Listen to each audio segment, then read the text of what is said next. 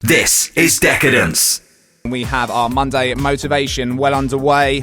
What we're going to do now is get back to the topic at hand, which is dealing with social anxiety. And Teamo, how do you recommend to deal with social anxiety? Well, as we mentioned in the first part of the chat, everyone has a subjective or unique experience of life. So the answer is going to be unique to the individual that we're working with. But as with all healthcare and personal development, having a shared understanding of the concepts that we're discussing will allow us to be able to understand ourselves, our experiences, and how to be able to create objective strategies so we can achieve our goals. So if one of our goals is to be able to deal with the social anxiety, first we need to figure out what social anxiety is for us and how it's affecting us. Okay, so maybe that's what we do first then. Let's define social anxiety.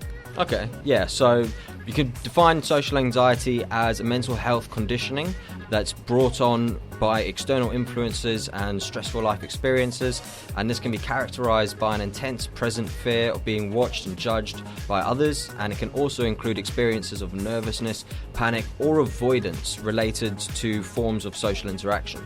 So, are there different types that could also include social interactions, like using social media and instant messaging? Because we're all victims to doing that in today's society. Yeah, most definitely. And myself as well. There's definitely a different way in which anxiety can manifest in every different situation, social or otherwise. So the social part of social anxiety is related to different solution that we could react anxiously in. Yeah, essentially. So every situation, if we feel anxious, we're going to react anxiously in that situation. And anxiety is just a learned coping mechanism, which can be described as maladaptive. So that the coping mechanism, which is normally something which is adaptive and helps us to be able to have less stress in the future, then becomes maladaptive and actually causes more stress rather than less. You run your own company called Infinite, which deals with holistic health, physical health and mental health. So what would be your holistic overview? Yeah, and it literally is all integrated. Like, the body is an extension of the brain, and the way that we operate in our mind causes the way that we operate in our body and in our environment.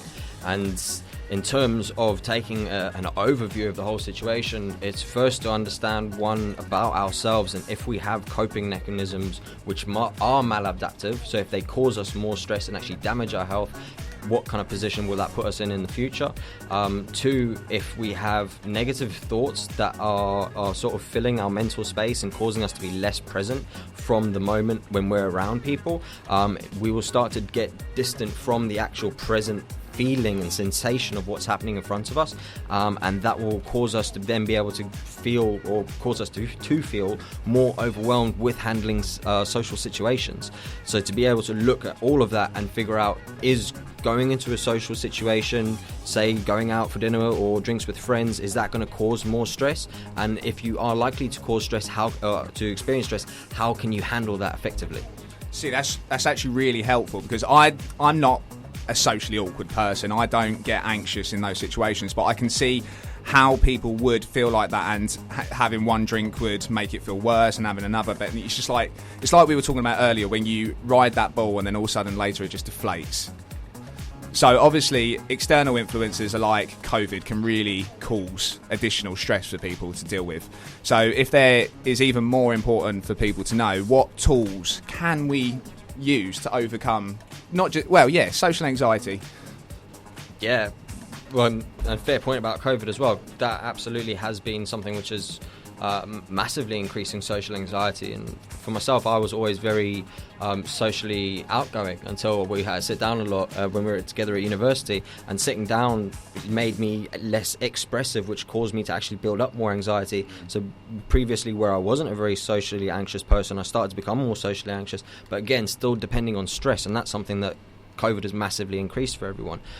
So in terms of that, it's kind of looking at anxiety as a form of stress, and the different forms of stress that we can experience, from physical, psychological, chemical, electromagnetic, nutritional. All of those different types of stress can affect us in different ways. So to be able to actually overcome social anxiety and lack of stress management in general. It's looking at developing the relationship you have with yourself so that you can learn how you respond and why, so that you can also take actionable steps to manage your stress effectively. And this could look like practicing self-awareness in each moment, so pausing whenever you start to feel an increase in your heart rate or your breathing, and sort of getting lost in your thoughts, or thoughts speeding up quite a lot, and just taking a moment to breathe and check in with yourself, and then making this into more of a lifestyle practice in the long term, looking at including movement, meditation and holistic nutrition to be able to make sure your stress levels are decreased so that you can operate at your best. And some of the ways that you might do this would be including those stress management techniques like meditation and breathing, and also supporting your body's natural stress management system, your endocannabinoid system, with something like CBD, or even hydrating your body effectively with something like electrolytes. Those are two of the main products that we recommend to everyone, because if we can decrease the general stress, the general anxiety that people are feeling due to basic human requirements, we can make a lot of leeway towards actually changing all of these more diverse issues that stem off from things like stress and anxiety. Amazing. Right, so I'm just going to touch back on breath, because that's actually going to be one of our topics in a couple of weeks. So I won't go into it too much, but it's just so important that people don't really realise, do they? Like, it's something so close to home. Like, you don't get anything more natural than breath, but people really don't realise how much it really helps, do they? What would you say? Would you say yoga's a good beneficial tool to use in social anxiety? We're going to have to do a whole discussion on yoga, but yes.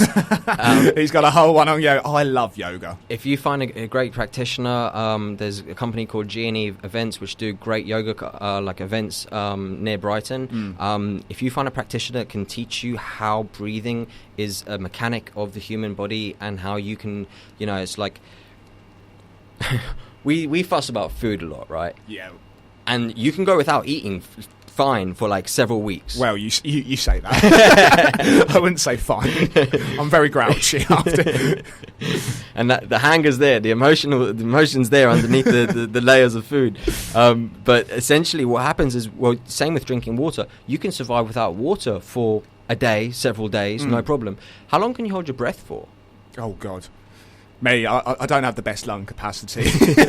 I'd probably say a minute tops. Fairs. What would you say yours is? I'm just curious. Depends if I'm just doing it like straight away, or like if I've done a breathing practice. You can hold your breath for several minutes and you'll be surprised how well doing the correct kind of breathing practice. I'm actually going to test this at some point because I'm not entirely sure. I would like to do a one on the air with people. Just got to make sure we do a little warning introduction just in case. But in terms of using the breath, you can breathe for stress or for relaxation, and it just depends where you're breathing. So if people take a deep breath in and notice whether it's their chest or their abdomen that's expanding, we can start to see where you're breathing, whether that's causing you stress in the chest or relaxation in the abdomen. I see. Right, we're going to go back to the music now. Teamo is going to be joining us again for the last part of Monday Motivation. Let's do Stay Around Sky, Milk and Sugar. Basin in Deep We Trust. This is Decadance. We got Teamo back in the studio, and we're going to do our last part of the segment because we're rounding up a bit. So Tiamo's got a quick method that we can use to apply to social anxiety and if we are feeling just a little bit overstressed. So over to you, buddy. Cool. So just as we mentioned on the last segment, what we're wanting to do is notice when we're in stress mode and when we're in relaxation mode or not in relaxation mode, and it's sort of shifting from that stress fight or flight response into our relaxation rest and digest response. And one of the easy ways to be able to do this is to be also really effective is to do inhale and exhale for 7 seconds. So you breathe in 1, 2, 3, 4, 5, 6, 7, and then you slowly breathe out into the count of 7. From there, you repeat that, say for a minute, 2, 3, 4, 5 minutes, until you start to feel like a change in the internal pressure in your body. And that can start to decrease the stress and anxiety you're feeling in any situation. And then from there, you can start to do some of the lifestyle practices to prepare yourself for stressful situations. Cool, because obviously when you do get socially anxious, it's like a massive build-up. It's just one thing after the other. So getting that 7 seconds motion that you're on about, that just relieves that pressure. I suppose that's really nice. Yeah. So that is Monday Motivation. This is the sort of thing we're going to be doing every week. Next week, we're going to be looking more at how not to panic, which is, I suppose, kind of the base layer for all of these topics, really, isn't it? Because they all come back to that one thing, which is panic and stress. So we've also going to be talking about CBD and how much of a help it is. Have you got any sort of little tips that we can talk on? We don't want to talk on it too much because we're going to be talking about it next week, but just a little sum up. Your body has an internal system that helps you to regulate stress, pain, inflammation, and those things are the root cause of any disease, especially chronic diseases that a lot of people are dealing with. So if you can do the lifestyle practices and also include a nutritional regimen like CBD in your daily practice, you can really start to decrease your chances and also like the effect of chronic diseases that you experience. So just think of it as one of your 5 a day, really. Essentially. Brilliant stuff. So that is Monday Motivation. If you missed any of the chat and you want to hear back for the whole thing, then head to Decadance On Demand and you can listen back to the show. Alternatively, we're going to be putting a video up on both my social media, Teamo social media, and Club in Decadence. So make sure you check that out. Going to get back to the music now before we hand over to the Evening Emporium with Curbs and Pyrex. I know, but both of them in the studio at one time. Never happens. So we're going to do Good Times, followed by a bit of Same Love, Philip George.